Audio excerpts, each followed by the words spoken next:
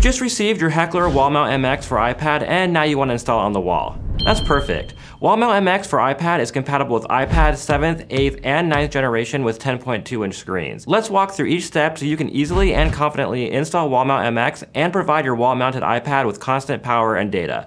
This will be your one-stop shop for everything you need to know from installation and troubleshooting to tips and tricks, and I'll be covering a lot of information, so please feel free to pause the video at any point as you follow along. Please refer to the timestamps in the description below to navigate to a specific section. I'll cover the most common installation method, installing Wall Mount MX to a gang box first. If you don't want to install a gang box into your wall and instead have your power cable in view on the outside of the wall, I'll show you how to do that as well. If that's you, you can skip to that section. Alright, let's get to it. In the box, you'll receive Wall Mount MX, all necessary installation hardware, which includes 4 screws for fastening the mount to a gang box, 2 drywall anchors and screws for fastening the mount directly to drywall, 2 assembly keys, and a Velcro strap for mounting a power adapter and for cable management. And if you purchase your Wall Mount MX in a bundle, you'll receive the Redpark Net PoE adapter for power and data connectivity, and its 400mm micro USB to right angle lightning cable. Before we get started, you will need a few tools and parts. There's a link to all the tools in the description.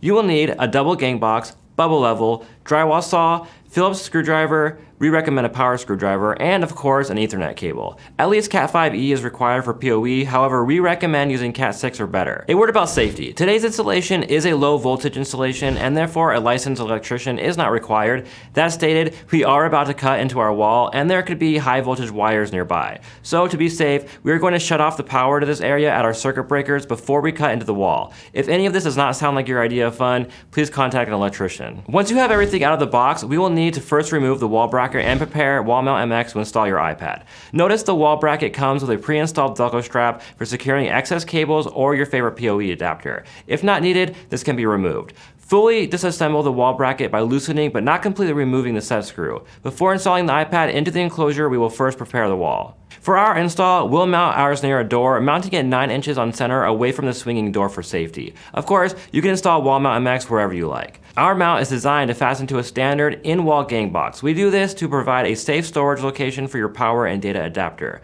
Please note that the gang box location is off-centered with the Wall Mount MX, so we'll use Wall Mount MX as our template to mark the gang box location. Place the Wall Mount MX on the wall where you would like it to be installed and mark the location of the 4 screws here, here, here, and here. You don't need to be perfect here as the slots of the wall bracket are designed with some play so you can later precisely position your mount relative to the gang box.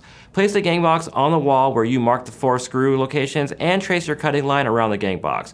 Once you are happy with the location, verify you have shut off the power at this location, grab your drywall saw, and carefully cut a hole for the gang box. Route your network cables through the gang box. Now you can place the gang box in the square you just cut and tighten the 2 screws on the top right and bottom left. These will deploy the plastic tabs that secure the gang box in place. Once your gang box is installed and the Ethernet cable routed and ready to go, it's time to install your power and networking adapter. We will be using the Redpark Net PoE adapter for Wall Mount MX for iPad 10.2. Connect your Ethernet cable to the Ethernet port on the adapter. Make sure to orient the micro USB port on the adapter to be on the side of the wall bracket cutout. Ours will be on the left. This is a low voltage installation, allowing the PoE adapter to be placed neatly inside the gang box. You are welcome to use any adapter you like, but please refer to the manufacturer's instructions for safe installation. Place the wall bracket on top of the gang box and line it up with the 4 holes on the gang box and install the 4 screws. With the wall bracket installed, we are now ready to install our iPad into the enclosure. Fully remove the bracket on the lightning connector side. Ours will be on the right. Loosen but don't fully remove the other 3 brackets. Slide the iPad from the side where the side bracket was removed. Slide underneath the other 3 brackets. Tighten brackets into place with the included Allen key. Do not fully tighten the brackets near the lightning connector just yet. Connect the lightning cable first, then fully tighten the bracket. With the iPad fully enclosed, connect the other end of the cable to the micro USB port on the Redpark PoE adapter. Neatly wrap the lightning cable with the included Velcro hoop and loop strap. Place the PoE adapter behind the wall bracket. With everything in place, we can now install our iPad enclosure to the wall bracket. Hook the top notch to the wall bracket and adjust it until it hangs vertically. Before securing the wall mount into place, let's make sure we have full power and data functionality. First, check for power by checking the battery icon at the top right corner. You should see the lightning bolt charging symbol. Once you verify that your iPad is receiving power, we can check the data connection. First, go into your settings and turn off Wi-Fi. We can also put the iPad into airplane mode so we don't receive any unwanted notifications.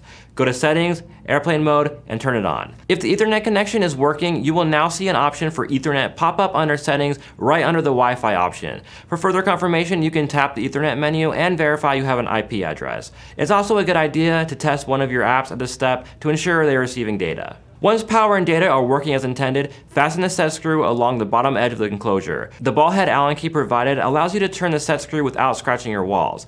Tighten the set screw until your enclosure is snug. Be careful to not over tighten.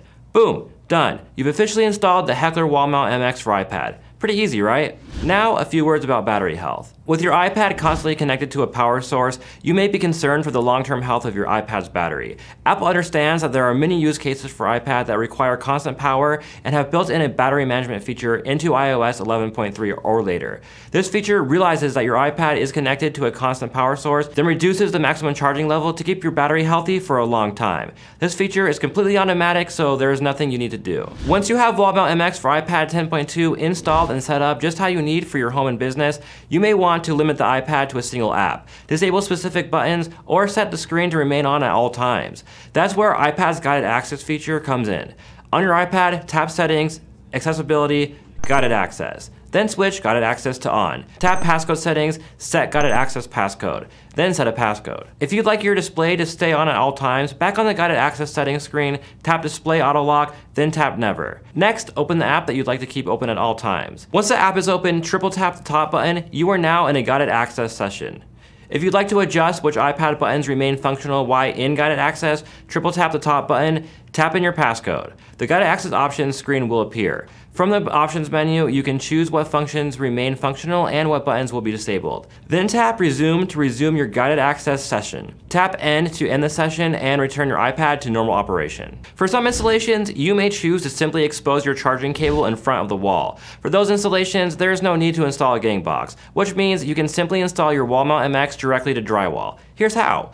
Use the wall bracket as your template to mark the locations for the drywall anchors. You'll want to avoid your wall studs here. Next, screw the self-drilling anchors into the drywall at the marked locations. Now fasten the wall bracket to the wall anchors with the included screws. Take the fully enclosed iPad with the lightning cable connected and place the mount on the wall bracket. Make sure it is level and tighten the set screw. Plug in your Apple power supply into a normal outlet. Use Wi-Fi for your data. For any questions, don't hesitate to comment below or reach out to our amazing customer service team at service@hecklerdesign.com.